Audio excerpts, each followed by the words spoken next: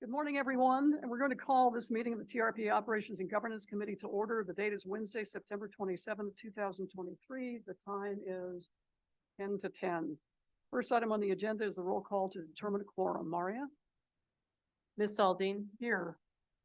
Miss Bowman, Here. Miss Dis, Here. Mr. Honigman, Here. Miss Lane. Here. Madam Chair, we have a quorum. Thank you. I will now go over the remote and in-person meeting rules for the day. For the members of the public who are joining us remotely, to observe the meeting, go to trpa.org under calendar. Under the calendar heading, click on Governing Board Hybrid Meeting for September 27th, 2023. There you will find a link to the public webinar hosted on Zoom.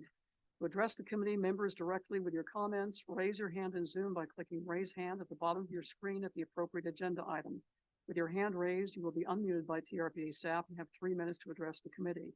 If you use the dial-in numbers to join us by telephone, excuse me, you can dial *9 to raise your hand and be unmuted. For items that are agendized as information only, we will hear public comment during the general public comment period at the end of the meeting. Comments on items agendized for action or possible action, we will hear public comment before the board takes any action on those items. Members of the public participating via Zoom identifying themselves with an obscene, slanderous, or offensive name will not be called on to make public comment. Excuse me. To remote committee members, meeting, that's you, Jessica. Good morning, Jessica. If you wish to speak, you can also raise your hand in Zoom. You will find the hand icon on the bottom of your screen. Remote committee members may not use the chat box to make any comments or to have sidebar conversations. Please, everyone, remember to mute your mic unless speaking to cut down on the background noise. Finally, I would also like to ask that all remote members turn on their cameras, which Jessica has done. Members of the public who have joined us in person, please raise your hand at the appropriate time for public comment and you'll be called on to speak at the front podium. Committee members who are in person, please raise your hand if you wish to comment and speak clearly into the microphone in front of you. If you are viewing the webinar on a personal computer, please ensure that your microphone and speakers are turned off to prevent audio feedback into the room. Next item on the agenda is approval of the agenda. Chris.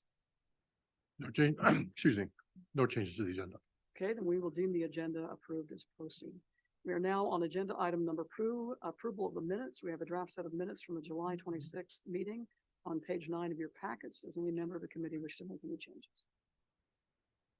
Okay, seeing none, then I will entertain a well, I guess we need to go to, well, we'll just go, all those in favor of approving the minutes say aye. Aye. Any opposed? Motion carries. That brings us to agenda item number 3, which is a recommendation to approve the August financials. Information on this item can be found on page 63 of your packet. And Good morning. Kathy will present. Hi, Kathy. Hi, Shelley. This is Kathy Salisbury. I'm the controller at the agency, and I'm filling in for Chris for the recommendation of the August financial statements because he was recently out on a well-deserved vacation. So the first chart, I want to show the highlights. The first month included expenses running behind the 17% benchmark for this time of year. That's because most of the contracted and payroll and some of the payroll expenses are accrued to the previous fiscal year. Conversely, revenues are running high, and that's because we book the state annual contributions at the beginning of the year when they're owed to us. The teal lines, very small on that chart right there, shows that the planning fees are tracking according to the most recent years, but it is slightly below the 5-year average. Next chart, please. And the bulk of the revenue you can see in the $8 million in the total column there is shown from the state contributions. We did receive the Nevada contribution in August. California's contribution will show up on the September cash flow statement. Grant revenues typically lag because we bill for those in arrears, so that's normal. The trend for expenses to run low based on accruals to the previous year, you're going to hear throughout the presentation, and that'll level off as the fiscal year goes on. Next chart, please. Again, you can see the state revenues ahead of schedule. As we collect those funds up front, the state revenues would normally show 100% in that spent percent column. The reason they're running a little behind is because we have one Nevada scanning grant that we bill in arrears, and there's also approximately $100,000 in state of California revenues that we hope to receive. This is for a salary adjustment and it's looking good right now. We're hoping that those materialize so that they match the Nevada commitment to salary adjustments. The grant revenues are lagging, which will catch up as we bill the funders quarterly. Fees for services include planning, aquatic invasive species inspections, and the shoreline fees.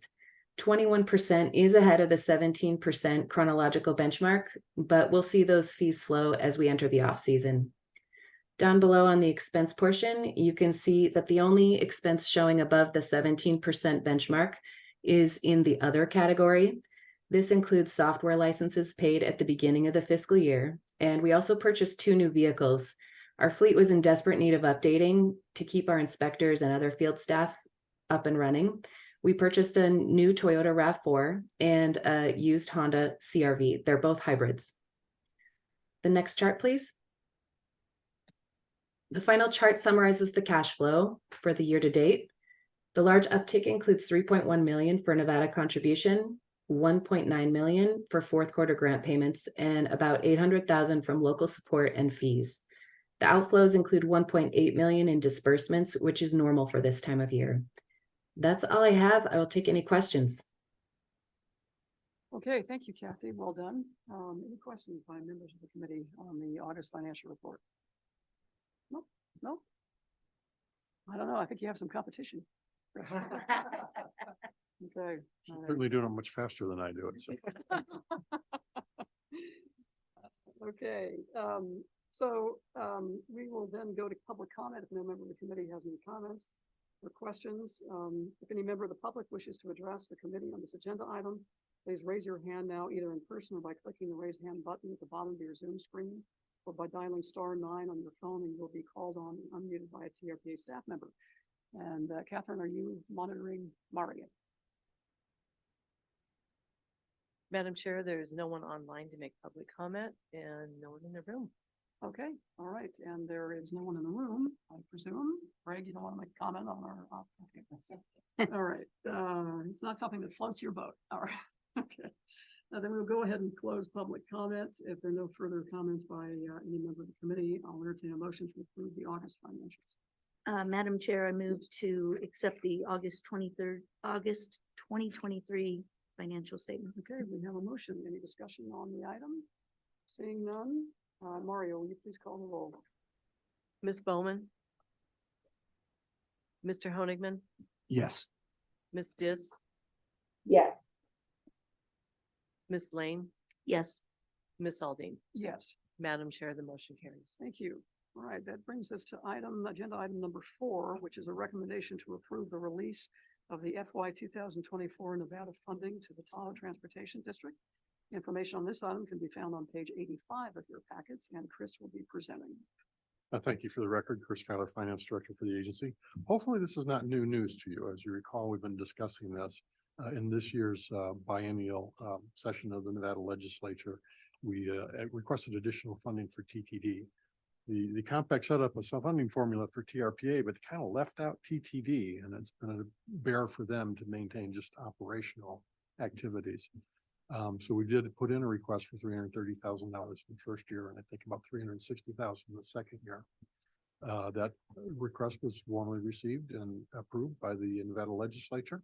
So we've been receiving, we got the money in, and it's time now to turn around and disperse it to TTD. This money will go basically to give them something of a general fund to cover their operations of the agency itself. It's not a transit subsidy or anything like that, but that's all, unless somebody has questions about this. Any questions by members of the committee? Yes. yes, thank you, Madam Chair. There's mention here of the Marlette Lake water system that they voted unanimously to send this letter to the governor expressing support. What's the relationship? Yes, thank you, Member Lane. Julie Reagan, TRPA's Executive Director. The Nevada Interim Committee is an oversight committee of the Tahoe Regional Planning Agency and the Marlette Lake water system. So we meet jointly. Traditionally, there are about 6 committee meetings in the off years of the legislature. TRPA and Tahoe occupies 5 of 6. And there's one meeting a year generally where the Marlette system comes and addresses the legislature, because it is the main water supply into Carson City. And it was actually Congressman Mark Amodei, when he was in the state legislature, that added the Marlette Lake system into into their charge as an interim oversight committee to raise the issue of the Marlette Lake system to lawmakers in the state of Nevada, which we're very unfamiliar with that. And Shelley probably has even more history than I do on that. But at any rate, it's just the name of the committee. But the majority of topics that are covered in that committee are Tahoe issues and TRPA issues. Traditionally, TTD has had a role in that. And while I have the floor, Madam Chair, if I may, I just wanted to elaborate a little more on Chris's very nice report. This is groundbreaking, I want to say, in terms of our partnership building with the Tahoe Transportation District, and it wouldn't have been made possible were it not for leaders of this board. I want to mention member Alexis Hill, member Dis, who's on the committee, and really the entire Nevada delegation that supported this in the Nevada legislature. And it was a bit of a leap of faith. It is unusual to have an appropriation pass through an agency in this manner. Our finance team and Chris and I had to sit down with the Governor's Office of Finance and the Legislative Council Bureau fiscal staff to really explain the need for this, the purpose, and it was unusual. And the fact that we were able to accomplish this for critical operational support for our partner agency at TTD was a win. We were not able to do the same in California, but we are hoping to do that in the future to recognize the need for that bi-state support of transportation as a whole, because the way the budget timing happened, we caught the Nevada in this cycle. So we'll start again with the California budget cycle. They operate on somewhat different calendars from time to time. So we'll work on that, but it really is a big show of support. And then we also are accountable for those dollars, so that when we go back in front of the legislature in the next session, we'll want to partner with our partner here at Carl Hasty and the friends at TTD to show them the value of this and then what we've accomplished together by getting this support. It's not enough operational support. I'm sure you'll hear that from Mr. Hasty, but it's a really strong beginning, and it is, I think, a show of our commitment as partner agencies with TTD to tackle the transportation challenges. So thank you for the chance to say a word. Julie, yes, Chris, go ahead. Yeah, and if I could also supplement that, the legislature was actually very supportive. They didn't outright tell us that they would approve it next cycle too, but they encouraged us to come back with the same request in 2 years for the next cycle too. So it's looking positive for a long-term funding source for the TTD. So since TRPA is acting as the conduit for these funds, I'm assuming that there will be some sort of mutually acceptable accounting arrangement in terms of the expenditure of these monies. Yes, Okay. we pass a lot of funding to TTD. So. Oh, no, I know, but I mean, it seems to be rather generalized in terms of what the money can be used for, basic operations, including management, legal, human resources, and finance. But on the other hand, if we want to persuade them to do this in the future, we want to make sure that, all the money is spent in accordance with what was approved. Yeah, and let me reiterate something I said earlier. This basically gives them something like a general fund, like our general fund. Right. So what it's really intended to cover is the cost of the actual core operations agency, Carl's salary, the finance staff, the legal staff, et cetera, so that they have something. Right now, the only way they can generate revenue to cover these costs is the tax, the grants they're working on, and the transit system.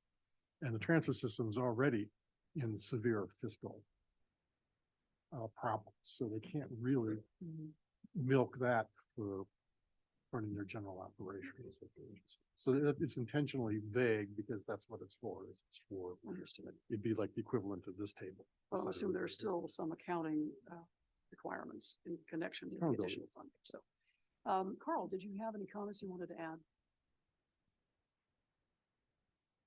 Good morning, Carl Hasty. Yes, I think Julie and Chris have done a good job of covering most of it.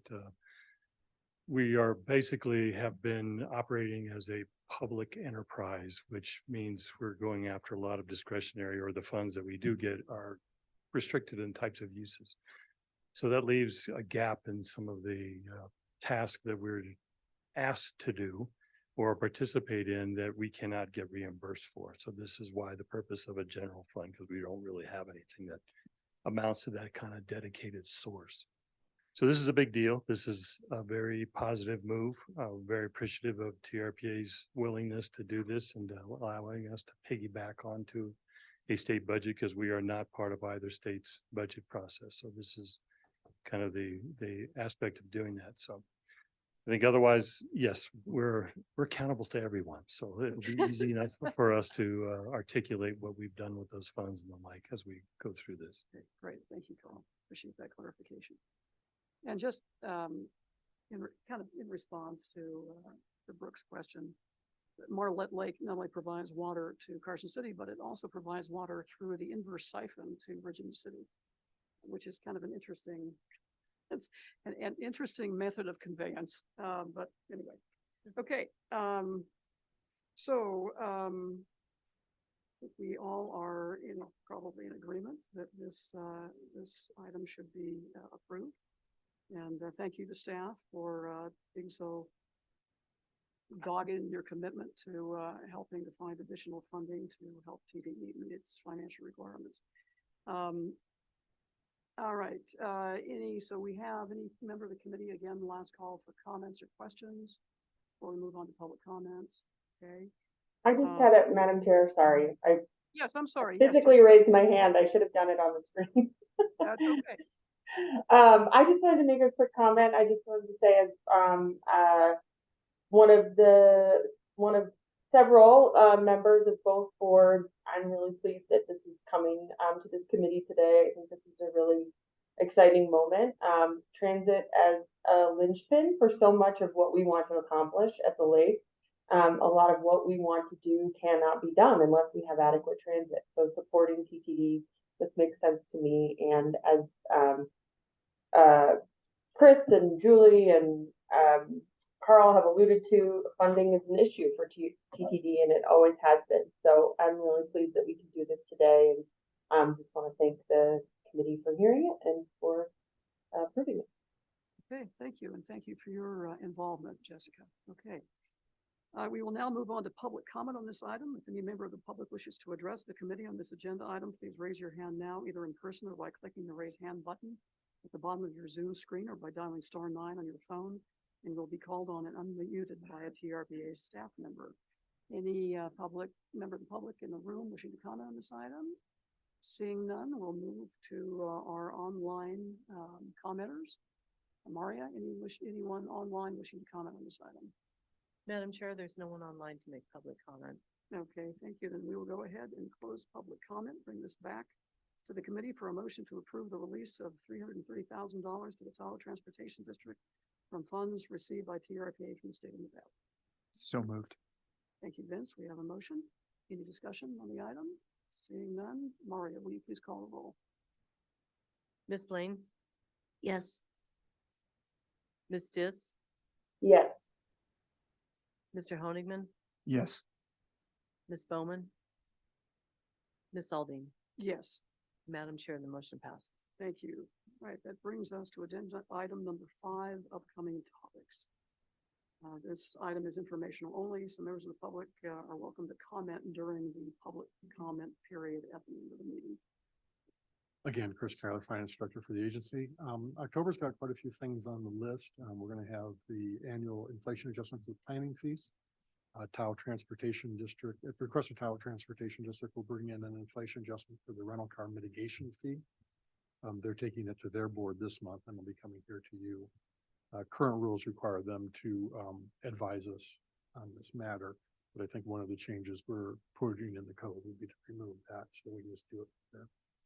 But that's the main thing. And I did want to talk next time about our procurement policy. And I have a couple of charts I'd like to show you today just to get you to start thinking about some of the issues around that. You can't discuss it or act on it today because it's not agendized. In November, our investment advisor, formerly from Wells Fargo, now from Principal Group, will be coming in, Bruce Remington, to do his annual update in terms of that pool, which is about $12–13 million worth of investments. From my mind, that's mostly the mitigation funds and the securities that we're sitting on for. They may be short-term individually, but long-term, it's a fairly stable number. So we've got that invested outside of the LAIF, and he'll come and do his annual presentation. And then in December, should be audit. Kathy has been working very hard the last month or two on audit. This week is the official beginning of the actual audit itself. So the auditors, we're doing it virtually this year. But for the next 2 years, 2 weeks, they'll be doing the bulk of their on-site, off-site, on-site audit activities. And that will lead then to a schedule that should get you financial statements by the December board date. Great. Thank you, Chris. Quick question about the retaining wall. It's a perennial question.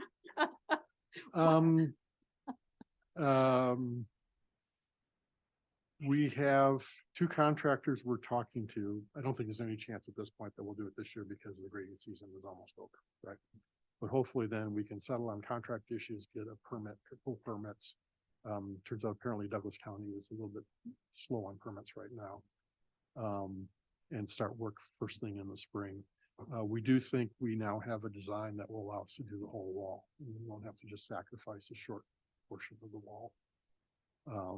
So I'm hopeful that we can get this done in the spring. Any concern that it might fail over the winter? It hasn't failed for 45 years, so I'm hoping no, but I will tell you, there's a drain in front of the second floor roll-up door that last year backed up, and we had water in the second floor and we had some damage. We had to do some remediation work on it. And we would like to fix that drain area, and we can't because the contractors refuse to work on it until we fix the wall. So we have to fix the wall first, and then we can fix the drain. We think we've got the drain set up for this winter as long as we don't have any major problems, but we'll do that. Keep our fingers crossed.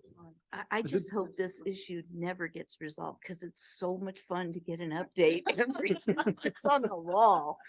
You So like to see good. the consternation on Chris's face, right? I'm not a great dancer, so this is difficult. Okay. If I could show you 2 quick charts on procurement. The 2 issues I want to focus on next month. The first is it's kind of the levels at which we have to do a formal procurement versus an informal procurement versus just buy stuff because it's cheap. Right now, we have the same levels that the states of California and Nevada have, which is for under $5,000, you just buy it. Between 5 and 25, you do a informal procurement. And over 25, you have to do a whole big deal with an RFP and everything. The United States government, as part of their rules, has changed those probably about 4 or 5 years ago now, and they jacked it up quite a bit. So for them, small change is $35,000, and the threshold for a formal RFP is $800,000. Neither Adjusting for state, inflation. yeah, neither state has adopted those rules yet, and I don't think would want to go to the $800,000 level on that. But we'll probably be proposing something in between, and I wanted you to think about what you would be comfortable with and not comfortable with. The next chart, please, is exceptions to the rules. And what we've wound up doing over the years is a number of situations that don't fit into a bureaucratic procurement model, right? So you have the AIS boat ramps. Well, you can't do a procurement for that because you have to have every single person contract. So we have to have a contract with every boat ramp. So there's no RFP. This makes sense. There are other things like our relationship with TRCD on the AIS program. They do a lot of work there, and we're making them jump through hoops and compete on an RFP when we're really kind of a partnership type of arrangement. And so we think that makes more sense is to change that arrangement so that we don't go through that RFP stage or stuff like that. And so there's a number of little things like that where we have to jump through the hoops to do the RFP, but it doesn't really make sense to do that. Then we have the overall problem here in the basin, which I'm sure Brooke has experience with, is a lot of times we're lucky if we get 1 bid, and trying to find 3 bids, especially on the Nevada side. Right now we're doing this with getting a snowplow contractor. The guy who did it last year for us is very much not interested in paperwork and stuff like that. So he didn't even bother submitting a bid. He didn't submit a bid last year. I bet he submitted a bill. He submitted a bill. We had to beg him. That's paperwork. We had to beg him last year. He didn't even Oh, is that right? submit a proposal. This year we've got 1. And it's a new guy. So we have to figure out some way of dealing with situations like that. So those are kind of the issues I want to tee up for next month. If you want to spend a little time thinking about it. Like Okay. I said, we can't really talk about it or act on it today because it's not agendized. But that's previews of coming attractions. Chris, are you going to expand on this list? You said there were 11 exceptions. Yeah, Yes, we'll get yeah, into the okay. details. I just wanted to give you a flavor of some of the things Sure. that we face on a regular basis. Okay. Where a classic procurement system kind of doesn't make sense. All right, understood. Okay, we need to adapt. All right, Chris, thank you. We'll look forward to next month's meeting and these scintillating conversations. All right, any member of the committee have any comments or questions for Chris on this item? All right, thank you. As I indicated earlier, this was informational only. We are now on agenda item number 6, committee member comments. Last chance for members of the committee to comment. All right, well, we have a quiet group today. That brings us to our final matter of business, which is a general public interest comment period. If any member of the public wishes to address the committee at this time, please raise your hand now, either in person or by clicking the raise hand button at the bottom of your Zoom screen, or by dialing *9 on your phone, and you'll be called on and unmuted by a TRPA staff member. Maria, let me go to the people in the audience. Any member of the audience wishing to comment on this, any item not agendized? All right, no one's rushing to the podium. Okay, Maria, anyone online wishing to comment? Madam Chair, there's no one online to make public comment.